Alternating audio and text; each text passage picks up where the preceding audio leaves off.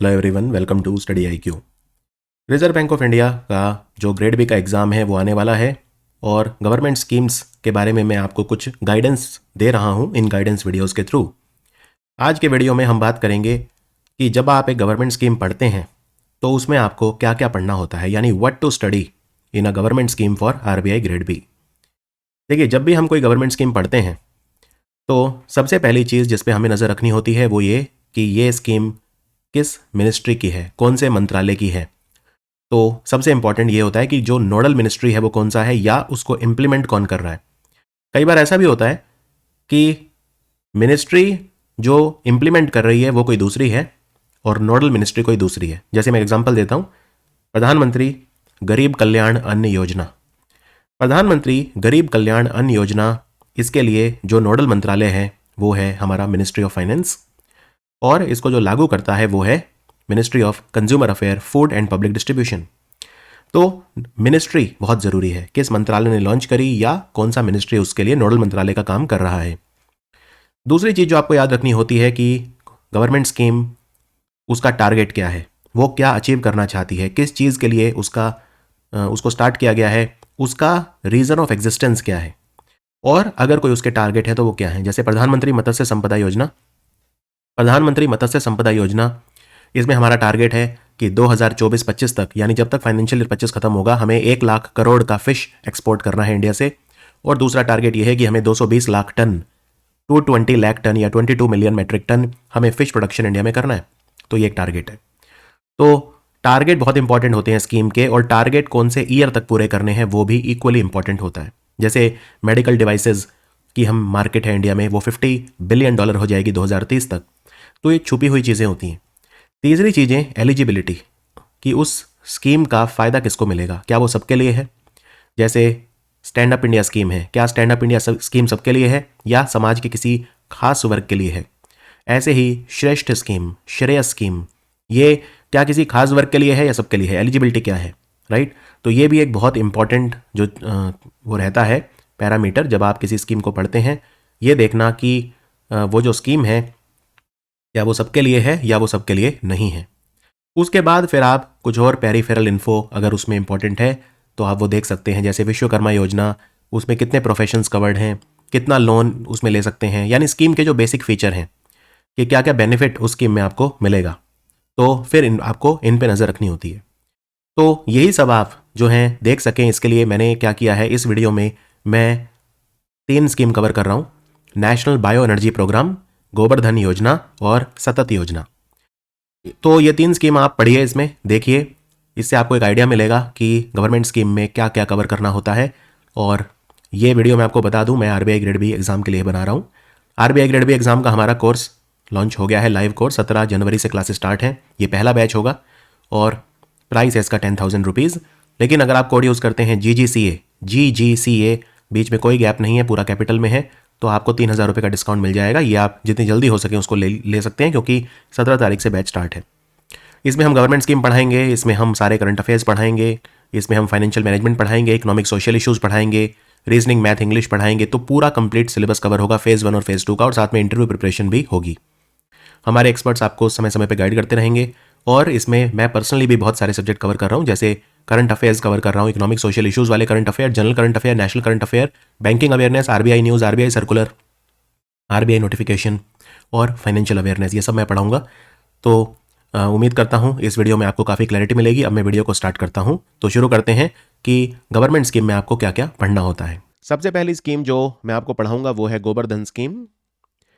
गोबर धन स्कीम की बात अभी निर्मला सीतारमन ने जो बजट प्रस्तुत किया था, अभी जो लेटेस्ट बजट आया था 1 फरवरी 2023 को, तो उसमें निर्मला सीतारमन ने ये अनाउंस किया कि 500 नए वेस्ट टू वेल्थ प्लांट बनेंगे, जिससे हम सर्कुलर इकोनॉमी को प्रमोट कर सकें। इसमें टोटल जो इन्वेस्टमेंट होगा वो होगा 10,000 करोड़। यानी गोबर धन स्कीम का एक नया टारगेट रखा है, और वो टारगेट क्या है कि हमें 500 वेस्ट टू वेल्थ प्लांट बनाने हैं और सर्कुलर इकोनॉमी को प्रमोट करना है। इससे पहले मैं आगे बढ़ूं, आपके लिए एक MCQ है।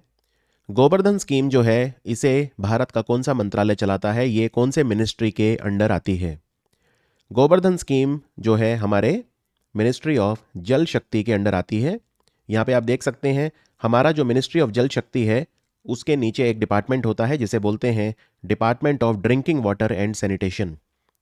ये जल शक्ति मिनिस्ट्री जो है 2019 में बना था, उससे पहले ये मिनिस्ट्री नहीं था, और बहुत सारे मिनिस्ट्री हैं जिनको मिलाकर ये मिनिस्ट्री बना था। तो पहले एक अलग मिनिस्ट्री हुआ करती थी ड्रिंकिंग वाटर एंड सैनिटेशन, लेकिन वो इस मिनिस्ट्री के अंडर एक डिपार्टमेंट बना दी गई थी। So department of drinking water and sanitation जो मिनिस्ट्री ऑफ जल शक्ति के अंडर आता है वो गोवर्धन स्कीम को चलाता है। यहां पे मैंने एक वर्ड यूज किया सर्कुलर इकोनॉमी। तो सर्कुलर इकोनॉमी क्या होता है पहले इसको समझते हैं। देखिए, आपने मान लीजिए कोई चीज प्रोड्यूस करी, राइट, आपने उसको डिस्ट्रीब्यूट किया, फिर उसको कंज्यूम किया। जैसे मान लेते हैं आपने एक बिस्किट का पैकेट खरीदा, तो जब बिस्किट का पैकेट आपने खरीदा तो इसमें क्या क्या चीज़ें आपने प्रोड्यूस करी। आपने जो बिस्किट हैं वो बनाए, प्लस उनकी पैकेजिंग मटेरियल जो है उसे बनाया। बिस्किट तो आपने कंज्यूम कर लिए, अब जो ये पैकेजिंग मटेरियल था, जो प्लास्टिक का रैपर था, क्या इसके साथ आप कुछ कर सकते हैं? तो भारत का 80 से 90% जो कचरा होता है वो लैंडफिल में जाता है, और लैंडफिल में जाना जो है वो वेस्ट रिसाइकलिंग नहीं है, सिर्फ वेस्ट का रिलोकेशन है। कि मान लीजिए कहीं पे अगर मकान बन रहा है तो आपने मकान बनाने से पहले वहाँ पे गड्ढा खोदा, उसकी जो नींव होती है मकान की वहाँ पे आपने कचरा भरा, उसके ऊपर मिट्टी वगैरह डाली, उसको कंप्रेस किया और उसके ऊपर घर बना दिया। तो ये एक तरह का वेस्ट रिलोकेशन है, लैंडफिल। और लैंडफिल में जब हम कचरे को डालते हैं तो उसके बहुत सारे डिसएडवांटेजेस भी होते हैं। जैसे मिट्टी जो है वो पल्यूट होती है, कई बार मिट्टी में जो मटेरियल होते हैं या हैवी मेटल वगैरह वो लीच हो जाते हैं, हमारे ग्राउंड वाटर में कई बार वो चले जाते हैं। हमारा जो अंडर ग्राउंड जो हमारे एनिमल्स होते हैं या जो माइक्रो ऑर्गेनिजम्स, बैक्टीरिया, वो सब प्रभावित होते हैं, तो उनके काफ़ी सारे डिसएडवांटेज होते हैं। तो ये जो पैकेजिंग मटेरियल है इस बिस्किट के पैकेट का, इसको मैं अगर रिसाइकल कर दूं, यानी रिड्यूस रीयूज, या तो मैं उसे रिड्यूस करूं, रिड्यूस मतलब होता है कचरे को कम करना, उसे रिड्यूस बोलते हैं। फिर होता है रीयूज, रीयूज मतलब उसे दोबारा यूज कर लेना, और फिर होता है रिसाइकल। तो ये 3 आर होते हैं जो हमारे सर्कुलर इकोनॉमी के फीचर होते हैं, रिड्यूस, रीयूज और रिसाइकल। तो जब हम ये करते हैं 3 आर, रिड्यूस, रीयूज या रिसाइकल, इसमें और भी टर्म्स होते हैं जैसे रिपेयर वगैरह, ये सब भी आप डाल सकते हैं। तो रिसाइकलिंग सेक्टर होता है तो हम उसको दोबारा फिर वो यूज़ कर सकते हैं। तो ये एक तरह की सर्कुलर फिर इकोनॉमी बन जाती है। देखिए, एक तो ये है कि मान लीजिए आपने कुछ प्रोड्यूस किया, फिर उसको कंज्यूम किया और फिर उसको थ्रो कर दिया और वो लैंडफिल में चला गया, लेकिन ये तो लीनियर है, राइट। अगर आपने जब ये कंज्यूम किया उसके बाद जब उसे थ्रो किया, तो वो अगर रिसाइकल होकर आप दोबारा यूज़ कर सकें तो एक सर्कुलर एक फ्लो बन गया। तो इसको हम सर्कुलर इकोनॉमी बोलते हैं। और सर्कुलर इकोनॉमी इतनी इंपॉर्टेंट क्यों है, प्रधानमंत्री मोदी भी बार बार इसके बारे में बात करते हैं, वो इसलिए क्योंकि सर्कुलर इकोनॉमी बहुत सारे सस्टेनेबल डेवलपमेंट गोल को सपोर्ट करती है। जैसे अगर मैं हमारे 17 सस्टेनेबल डेवलपमेंट गोल्स हैं, तो अगर आप कचरे को कम करेंगे, कचरे को रिसाइकल करेंगे, तो कौन कौन से सस्टेनेबल डेवलपमेंट गोल आपके सर्व होते हैं। जैसे फॉर एग्जांपल हमें सस्टेनेबल सिटीज़ बनाने हैं। अब वेस्ट मैनेजमेंट की वजह से, वेस्ट मैनेजमेंट प्रॉपर ना होने की वजह से हमारे सिटी सस्टेनेबल नहीं हो पा रहे हैं, राइट। इसी तरह से जो क्लाइमेट एक्शन है, जैसे for example life on land, life below water, तो बहुत सारे, जैसे लाइफ ऑन लैंड, अब ज़मीन पे कचरा रहेगा तो जो ज़मीन पे लाइफ है वो प्रभावित होगी। आप पानी में कचरे को फेंकेंगे तो जो लाइफ बिलो वाटर है वो प्रभावित होगी, राइट। तो बहुत सारे सस्टेनेबल डेवलपमेंट गोल को सपोर्ट करती है सर्कुलर इकोनॉमी। अब गोवर्धन स्कीम में हम करना क्या चाहते हैं? देखिए, गोवर्धन स्कीम में हम बहुत सारी चीज़ें करना चाहते हैं। भारत में ये आइडिया आया कहाँ से वो मैं आपको बता देता हूँ। तो भारत में रफली 300 मिलियन पशु हैं टोटल, 300 मिलियन भारत की कैटल पॉपुलेशन है। और ऑब्वियसली अब इनसे जो गोबर इतना ज़्यादा हो जाता है, भारत में स्ट्रे एनिमल्स भी बहुत ज़्यादा हैं, तो क्या हम उस गोबर का इस्तेमाल कर सकते हैं? तो उसी गोबर को हम धन में कैसे कन्वर्ट कर सकते हैं? तो यहाँ पे हम जो बायोगैस प्लांट है वो लगा सकते हैं, राइट। और बायोगैस प्लांट हम लगाते हैं इस स्कीम के अंदर। बायोगैस प्लांट भी मल्टीपल तरह के लगाते हैं, उस पर मैं आता हूँ अभी। तो सबसे पहले तो हम इसमें जो ऑर्गेनिक वेस्ट है, जैसे जो काउडंग होता है, उनसे हम बायोगैस या बायो फर्टिलाइज़र वगैरह बना सकते हैं जो रूरल एरिया में यूज़ होती हैं। फिर बायोगैस प्लांट और बायो फर्टिलाइजर प्लांट लगाने के लिए जो हम प्लांट लगाएंगे वहाँ पे लोकल लोगों को एम्प्लॉयमेंट मिल सकता है, इनकम जनरेशन अपॉर्चुनिटीज़ मिल सकती है, और जो लोग इन प्लांट को लगाएंगे वो ऑन्टरप्रेन्योरियल अपॉर्चुनिटीज़ उन्हें मिल सकती हैं। विलेजेस हमारे गंदे नहीं होंगे, तो कैटल वेस्ट मैनेजमेंट वगैरह इसमें हो जाएगा। लोकल कम्युनिटीज़ को हम सपोर्ट करेंगे और एनवायरनमेंट को भी हम सपोर्ट करेंगे। तो बहुत सारे फ़ायदे हैं इसके। आगे बढ़ने से पहले एक क्वेश्चन आपसे पूछता हूँ। जो गोबर्धन स्कीम है ये नेशनल हाइड्रोजन मिशन का पार्ट है। यहाँ पे मैंने 2 स्टेटमेंट दी हैं, आपको बताना है कौन सा स्टेटमेंट ठीक है और कौन सा ठीक नहीं है। और दूसरा, त्रिपुरा भारत का पहला स्टेट है जिसने अपने सभी डिस्ट्रिक्ट्स में गोबर्धन प्रोजेक्ट्स को लगाया है, यानी कि बायोगैस प्लांट लगाए हैं अपने सभी डिस्ट्रिक्ट में अंडर गोबर्धन स्कीम। तो इनमें कौन सा स्टेटमेंट ठीक है आइए देखते हैं। देखिए, गोबर्धन स्कीम जो है वो नेशनल हाइड्रोजन मिशन का पार्ट नहीं है। नेशनल हाइड्रोजन मिशन में हमें ग्रीन हाइड्रोजन बनाना है, उसका इस स्कीम से कोई लेना देना नहीं है। और त्रिपुरा भारत का पहला राज्य है जिसने गोबर्धन प्रोजेक्ट को लगाया सभी 8 डिस्ट्रिक्ट में। त्रिपुरा में 8 जिले हैं, तो ये ठीक है। तो इसमें सिर्फ सेकंड स्टेटमेंट ठीक है, तो आंसर हो गया ऑप्शन डी। तो गोबर्धन स्कीम पे लौटते हैं। गोबर्धन स्कीम में इस बार निर्मला सीतारमन ने क्या कहा बजट में कि हमें 500, हमारा टारगेट है 500 वेस्ट टू वेल्थ प्लांट लगाने हैं। वेस्ट टू वेल्थ, तो जैसे मान लीजिए अगर आप बायोगैस प्लांट लगाते हैं तो वो भी एक तरह का वेस्ट टू वेल्थ है। आपने उसमें वेस्ट डाला और उससे आपने वेल्थ यानी कि बायोगैस बना ली, जो कमर्शियली काफ़ी यूजफुल है। तो इससे हम सर्कुलर इकोनॉमी को प्रमोट करेंगे। और दूसरी बात, हम कितना इन्वेस्टमेंट करेंगे गोबर्धन स्कीम में, तो उन्होंने कहा 10,000 करोड़। ये फिगर आपको याद रखने हैं और ये भी याद रखना है कि कितने हम वेस्ट टू वेल्थ प्लांट लगाएंगे। अब जो ये हम 500 प्लांट लगाएंगे वेस्ट टू वेल्थ, इनमें बायोगैस प्लांट कितने होंगे, तो इनमें से 200 होंगे कंप्रेस्ड बायोगैस प्लांट, ठीक है। और जो बाकी 300 हैं, तो 500 में से 200 होंगे कंप्रेस्ड बायोगैस प्लांट और जो बचे हुए 300 हैं वो होंगे कम्युनिटी या क्लस्टर बेस्ड प्लांट्स। कम्युनिटी या क्लस्टर बेस्ड प्लांट, ठीक है। और जो ये हम 200 जो कंप्रेस्ड बायोगैस प्लांट लगाएंगे, इनमें 75 सिटीज़ में होने चाहिए। मिनिमम 75 जो है वो सिटीज़ में होंगे। तो ये तीनों चीज़ याद रखिए आप। सबसे पहला कि टोटल कितने वेस्ट टू वेल्थ प्लांट लगेंगे, तो आंसर है 500। इनमें से कंप्रेस्ड बायोगैस प्लांट कितने होंगे, तो आंसर है 200। और इन 200 में से शहरों में कितने लगेंगे, तो आंसर है 75। और कम्युनिटी या क्लस्टर बेस्ड प्लांट क्या होंगे, तो कितने लगेंगे, तो आंसर है 300। अब कंप्रेस्ड बायोगैस प्लांट में और कम्युनिटी या क्लस्टर बेस्ड प्लांट में क्या डिफरेंस है। देखो, कंप्रेस्ड बायोगैस प्लांट तो अपने आप में एक स्टैंड अलोन प्लांट हो गया, जहां पे आप बायोगैस को कंप्रेस्ड बायोगैस में कन्वर्ट कर रहे हो। समझ में आया इसका क्या मतलब होता है। आपने अक्सर पढ़ा होगा कि हम गांव में हमने एक प्लांट लगा दिया और सारा जो गांव का, जो हमारे गांव में जो कचरा होता है, जैसे ऑर्गेनिक कचरा, मतलब सब्जी छीलने वाला कचरा या गाय का गोबर या इस तरह का जो ऑर्गेनिक कचरा है, वो हम उसमें डाल देते हैं और वहाँ पे बायोगैस बनती है उसमें। लेकिन जो बायोगैस होती है ना, ये इसकी क्वालिटी रिलेटिवली कम होती है, तो हम क्या करते हैं, इसको कंप्रेस्ड बायोगैस में कन्वर्ट करते हैं। तो जो बायोगैस होती है उसमें क्या क्या होता है, बायोगैस में मीथेन होता है, लेकिन मीथेन इसमें 50 से 75% होता है।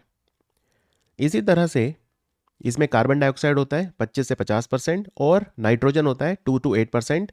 ये 3 मेन कंपोनेंट होते हैं रॉ बायोगैस के।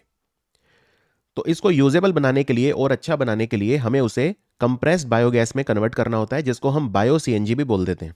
बायो सीएनजी क्यों, देखो वैसे तो सीएनजी जो होती है ये पेट्रोल से बनती है, राइट। तो इसलिए हम इसे प्रेफर नहीं करते, क्योंकि ये तो एक नॉन रिन्यूएबल सोर्स है। क्रूड ऑयल जो होता है उससे पेट्रोल बनता है।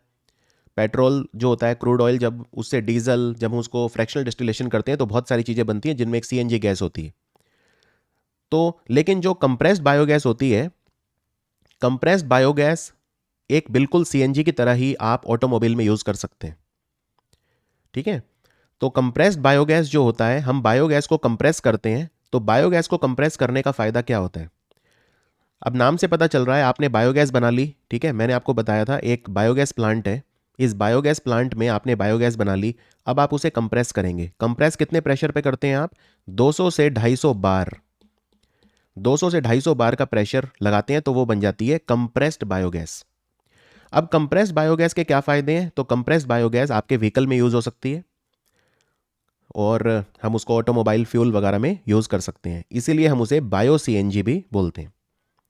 और इसमें जब हम नॉर्मल बायोगैस को कंप्रेस्ड बायोगैस बनाते हैं या बायो सीएनजी में कन्वर्ट करते हैं, तो उसमें आप देखिए एक नॉर्मल बायोगैस में मीथेन थी 50 to 75%, लेकिन जो कंप्रेस्ड बायोगैस होती है या बायो सीएनजी होती है उसमें जो मीथेन है वो 92 to 98% है।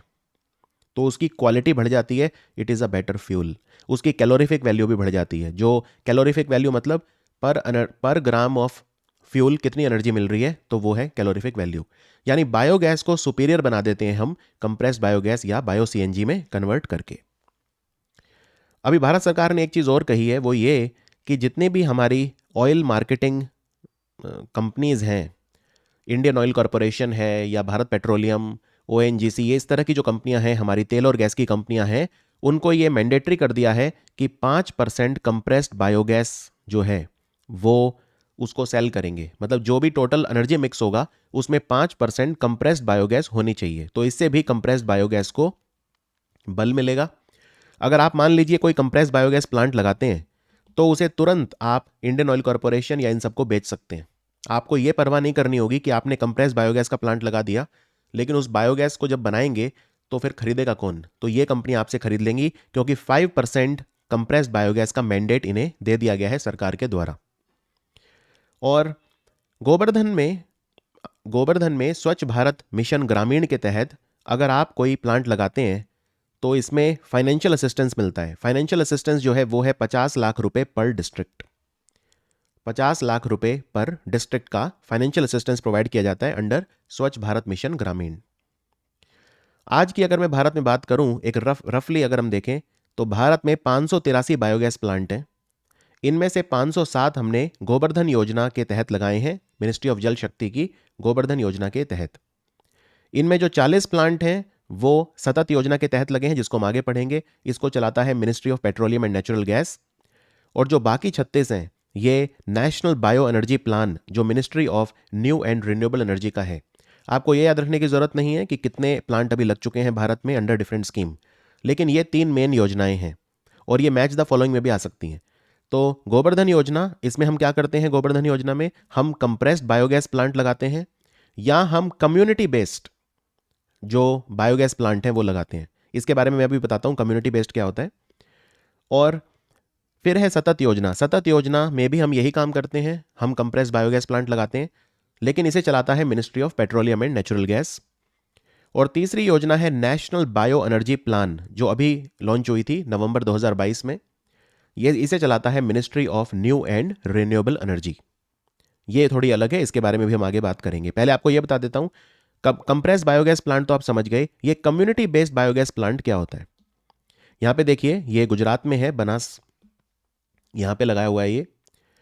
तो इसमें हम क्या करते हैं, एक पूरी कम्युनिटी यानी बहुत सारे हाउस होल्ड होते हैं, उनसे हम वेस्ट को बाय करते हैं।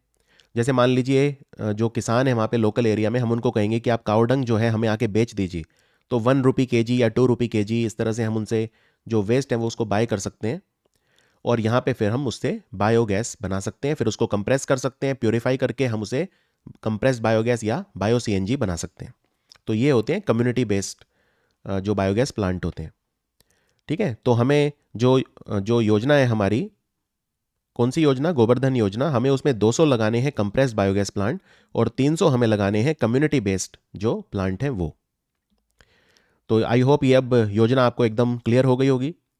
अब हम बात करते हैं हमारी दूसरी योजना। तो यहीं पे खत्म हो जाती है गोवर्धन योजना, और अब हम बात करते हैं हमारी दूसरी योजना जो चलाता है ministry of new and renewable energy.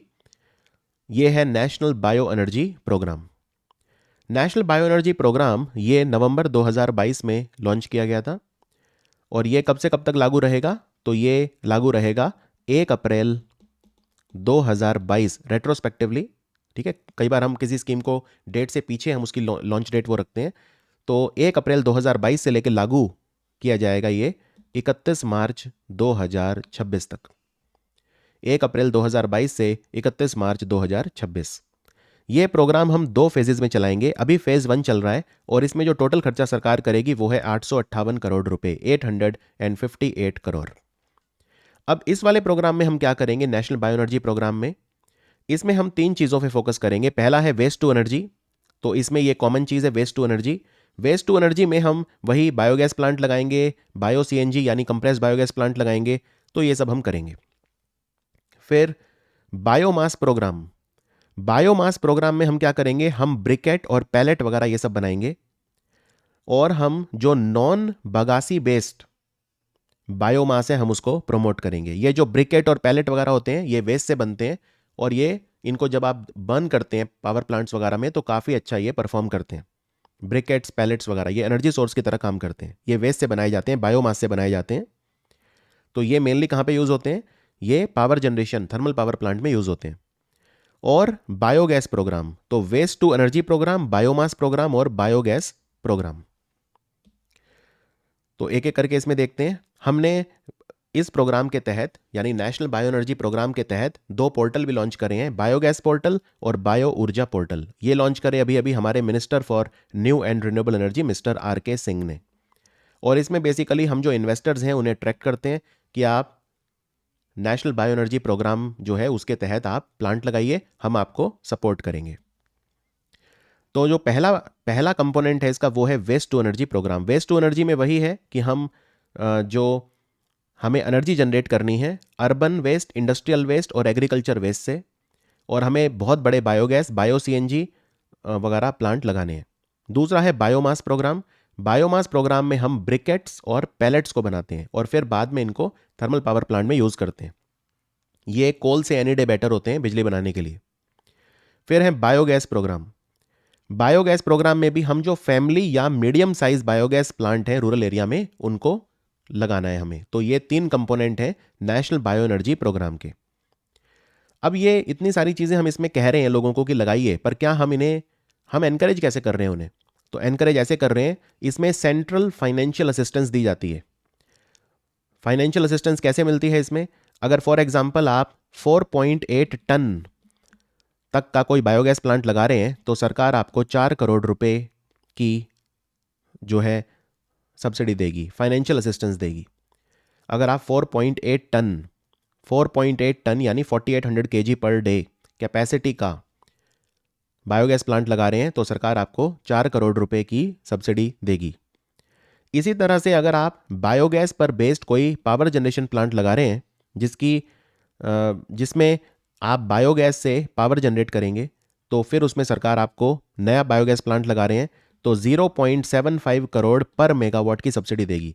तो फॉर एग्जांपल अगर आप 100 मेगावाट का प्लांट लगा रहे हैं तो आपको 75 करोड़ रुपीस की सब्सिडी सरकार देगी, 0.7 करोड़ पर मेगावाट।